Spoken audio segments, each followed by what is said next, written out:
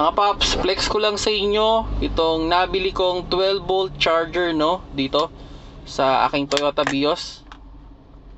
Maganda sa kanya, meron siyang 4 na USB power, okay, at meron din siyang voltmeter. So yan, oh, kita nyo.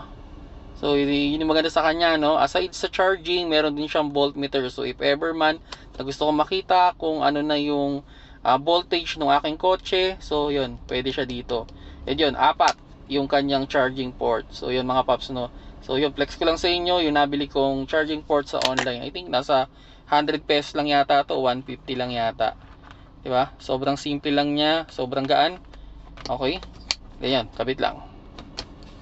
Yan, okay. So nakita nyo, diba? So 13.2 volts. So yan mga paps, so yung nabili kong charging 12 volt socket dito sa aking Toyota Vios.